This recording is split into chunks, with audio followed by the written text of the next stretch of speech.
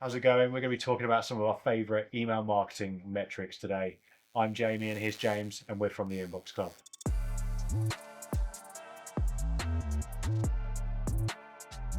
you want me to clap? Go on then, you can have a go, yeah. There you go. Okay, let's move on to metrics, right? We're calling this section metrics and chill. Metrics and chill. Please don't steal that because we haven't trademarked it yet. But yeah, Nobody's stealing it. No. So metrics and chill. So you see a lot of people talking online about metrics, right? And I think it's sometimes people can say like clickbaity kind of hipster things when it comes to metrics, right? They like to say, not an example of metrics, but people say, "Oh, email marketing is dead." It's also it's done to try and get attention, so people then read the rest of the post, which is usually along the lines of something like, "Oh, it's not dead, by the way." But I think people like to say, "Okay, well, open rates aren't the metric; they're not worth shit, so don't track them or something." So in terms of like, if we were going to set the record straight today, because obviously we are the one and only voice on email marketing that people should listen to. The final authority. Of course, yeah. What are the metrics that you like when it comes to email marketing? The elephant in the room here is Apple's privacy protection, which obscures some people's open activity. So the learning that these clickbaity articles will deduce from that is open rates are complete nonsense because we don't actually know how many people are opening. Sometimes people will open and it says that they haven't. Other people won't open and it says that they have. So the ambiguity there in theory means that we need to chuck that metric in a bin. The problem is that since Apple's privacy update, ESPs, no matter whether it's MailChimp or Klaviyo or Beehive or any of them at all, will always have open rates front and center. And there's a reason for that. And despite the narrative, most email marketers will say that Apple's privacy protection has not influenced the way that they view open rates. They still put importance on them. Yeah. So whilst, yes, we can't deduce to the exact number how many people have opened our emails, we can use those percentages as a rough approximation. Apparently there's a leeway of between 2 and 7%, so take that for what it's worth. But we can, for example, say that if on one week we've got 40% and the next week we've got 20%, something bad has happened there. Sure. It's not going to fluctuate so wildly that it's a complete guesswork. Yeah, absolutely. So I like open rates, to answer your question. Yeah. I like open rates. Yeah. Would I use them as the gospel for my email engagement? Absolutely not. No. And I think click rates, therefore, are very important because click rates are not obscured by Apple's privacy protection. So usually the two in conjunction can give you a pretty good idea of your actual email engagement. Which effectively is the click-through rate, right? Yeah, so if it's reported as only 1,000 people have opened our emails, but we've got 800 clicks, we can deduce that it's probably a lot more than 1,000 that have opened our emails. So yeah, so I really like click rate. I think that's incredibly important. And I would use click rate first and foremost as a way of determining how engaged certain demographics of my email list are. So back to what we were saying about personalization, one thing that we didn't really touch on was the section of your list who don't engage with your emails at all. And there are various ways of measuring that. And what we should be doing with those subscribers is trying to re-engage them. And maybe we're a little bit more nurturing in the way that we do that. And if they still don't want to engage with our emails, we will ultimately unsubscribe them. And so how we determine whether they're engaged is incredibly important when it comes to these metrics, right? Because if we're only using open rate, we might be fooled by Apple's privacy protection.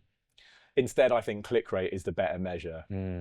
Have they clicked any emails in the last 10 that you've sent them? If they haven't, then they're probably unengaged, regardless of how many they may or may not be opening. Yeah, precisely. One golden metric, it's not necessarily one that can be reported by your ESP, but it's a really strong indicator of how genuinely engaged your list is how many replies you get to your emails. And I would recommend anyone watching this, put a little CTA at the bottom of your email. It doesn't need to obscure your main CTA. I'm a big proponent of only having one main CTA. But in the PS, beneath your sign-off, just say, by the way, it would be awesome to know that you're reading this. Just hit reply and say hi or something like that. Keep it simple, make it frictionless. But the number of people that take action there, not only are you verifying that they're reading your email and are reading down to the bottom, but also they are compelled to reply, which says something about their respect for you as an email sender. Yeah, absolutely. So I think replies, it's not necessarily a measurable metric, but it can do a lot for your deliverability. It's a great signal to ESPs that you're a reliable sender. And it's really nice to have that interaction with your list as well. Yeah, absolutely. I think I really like that reply thing. I think it is hard to achieve, and you need to have realistic expectations of how many people are actually going to do it, right? And you need to be careful about how much of your how much of the bandwidth that you're using up in your email is dedicated to trying to get that reply, right? Yeah. But we are all about conversation in the inbox, right? And we touched on it earlier, this mythical guy on LinkedIn, I think I saw once, but I'm not sure, who said that everyone uses email to talk except marketers. You know, we're trying to change that in our little corner of the email marketing world, in that we are encouraging conversations, right? And that does mean actually some back and forth.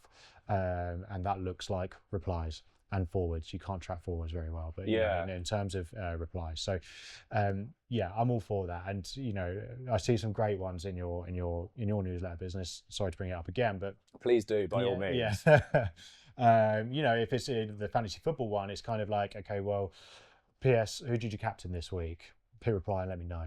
Or, you know, so something that's so easy like that. It's like, okay, well, that's what I would ask my mate down the pub. Yeah. Think about what that is for your business. You know, if it was for us in our email marketing business and we were writing the newsletter, we might say, well, PS, do you like using emojis? Or when did you last use emojis in your subject line? Something's really simple and just to get that conversation going. Yeah. But do be realistic about the expectations. Yeah. I mean, people will come to us and say, I'm going to get bombarded here. Yeah, I've got a list of 1,000 people. I don't want 500 replies in my inbox. Yeah. And you're saying, if that happens, that is an excellent problem to have. Is like, don't worry. But it almost definitely won't happen. It's not going to happen. Yeah. No. You'd expect a reply rate of, I think anything over kind of 2% is phenomenal. Because replying, all right, we can make it as easy for them as possible. It's still quite a high friction thing. People are busy, their inbox is full. Click and reply and sending something back. It's not necessarily a high reward activity for that person to do. It's not like we're saying reply and we'll give you a free product. Or usually we're just saying reply, please, because it helps our deliverability. So you're absolutely right about expectations. Yeah, absolutely. I think if you can just imagine the power for us 1 second in what that would look like in other channels, right? So if you had someone who was a content creator, like you would be if you were creating a newsletter, but instead as a content creator, you're creating podcasts, right? Imagine for 1 second that if you're Stephen Bartlett, right, recording your podcast, and there was some kind of element where as someone's listening to the podcast, you were able to ask him a question. Like that's obviously impossible to happen, but thankfully for email marketing, it's not. If you're a content creator who's creating a newsletter, there is a facility there for someone to have a conversation with you directly, which is really powerful. You know, so I think that's a function that needs to be used. We haven't talked about conversions. No. As a metric. No. So I didn't mention conversions. I'd be interested to get your view on this. For me, conversion is what happens after the email's done its job. So by looking at the click rate, we know how many people have gone through to your website or whatever it is, event page, whatever you're trying to get them to do. After that point, it's the landing page's job to convert.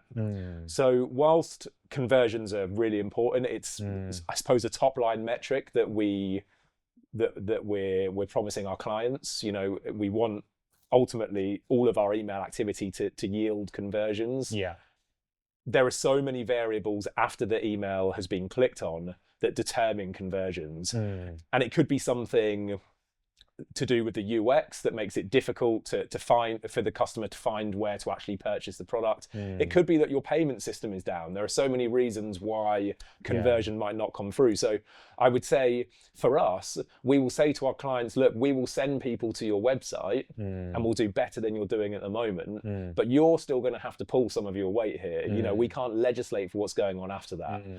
And so as far as accountability goes, we want to make sure that if there is a technical issue with Stripe or something like that, the email and the power of the email and how much traffic that sent over is still acknowledged. So it is a metric, but not necessarily an email metric for me. Are you in agreement? Or yeah, I think I am. I think it's By the way, just in case anyone from Stripe is watching, which is incredibly unlikely, I'm sure your system's great and never goes down.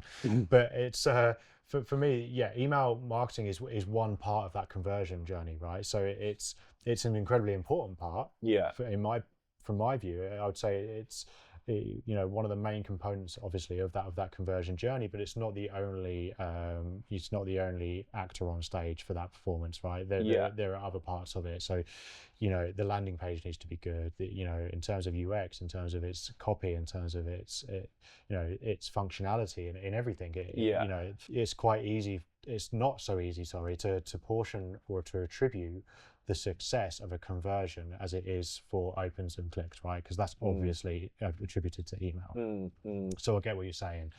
But according to HubSpot, do you know what the top 3 metrics or people's top 3 metrics are that they like to track? Click rate's got to be in there. Yeah. Open rate. Yeah. I feel like there's going to be a twist here. Go on. I think the telling thing is that there isn't. The other one's conversions. Oh, okay. It's not necessarily clicks, but click-throughs. So, sure. Which is open rates, clicks as a proportion of those that have opened, right? For me, that's quite telling because they can sometimes appear as vanity metrics to me. Sometimes, and there are other things that you can use to inform you about different elements of your email marketing. Yeah. There are other things to consider like unsubscribes, right? And bounce rates as well, and spam complaints. These are more negative sounding metrics, so people don't like to spend as much time interrogating those figures as they should. But they're incredibly important, right? And if we were going to fly through the rest of this section, in terms of unsubscribes, it's obviously healthy to have a certain level of unsubscribes, right? Because you want some churn in there. You just don't want that churn to be too high. In terms of bounces and spam complaints, though, there's no, for me, obviously there's no reason why that figure should be anything over 0. Yeah. It's obviously impossible to get it down that low, but you want it to be as low as possible. Absolutely. The only reason why those would ever be high is if you're not cleaning your list, which is a completely different topic. But yeah, I agree. And particularly with Google and Yahoo's security updates, which are launched February 1st, 2024, there's more of an emphasis now than ever on that spam complaint rate. And if it's above 0.3%, you're not going to be able to send emails to Gmail or Yahoo accounts, which is obviously catastrophic if you're an email marketer. Yeah, if you're a bad email marketer, though, that you will only fall into that category of people that won't be able to do it. That's very true. But being unable to do it from your domain would be obviously catastrophic. Yeah, I mean, obviously, if you're punished, then that is catastrophic. Yeah, of course, yeah. Okay, so just quickly then, as we wrap up metrics, then the average open rate, do you know what that is? If only I had a laptop that could tell me what it was. Oh, look. Yeah, I actually didn't realise it was that high, though. Yeah. That's crazy. We better say the number. Yeah, 46 to 50%. Yeah, that's across all facets of email marketing, which takes many shapes and forms. Yeah. The average click rate being somewhere between 7 and 9, which is, again, quite high. Yeah. And I think if you're in the e-commerce world, these figures are going to seem quite high, right? Especially for those that are fairly new or don't have a comprehensive email marketing strategy in place. Yeah. Those figures might seem quite high.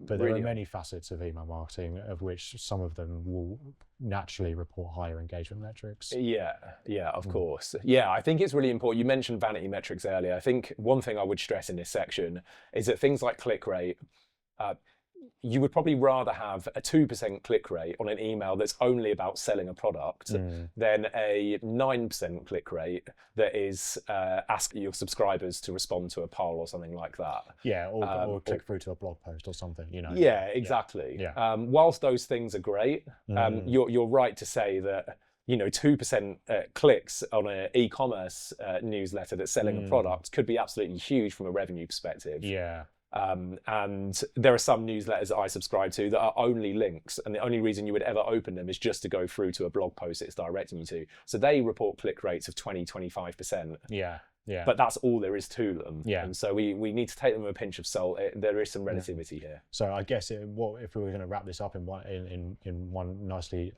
packed kind of wrapped parcel here is that it's think about what the goals are of your email marketing, right? Because if you're an e-commerce store, if you're running a newsletter, if you're running a complex CRM system where you're nurturing leads, your goals are going to be different. So that the metrics in which you're tracking success, they need to be different as well in terms of what you're choosing to track, right? Yeah. Depending on what you're trying to achieve, it makes no sense it makes less sense for someone who's running a newsletter to track conversions, right? Because they may not even be selling a product or a service, or they may, but it's not front and center. Yeah. If you're sending promotional campaigns as an e-commerce store, conversions are much more important, right? And clicks will also be important because of that. Yeah. And you might not be that bothered about replies if you're an e-commerce store, but if as a newsletter person who wants conversations in the inbox, replies are important. Yeah. So it does depend on your goals.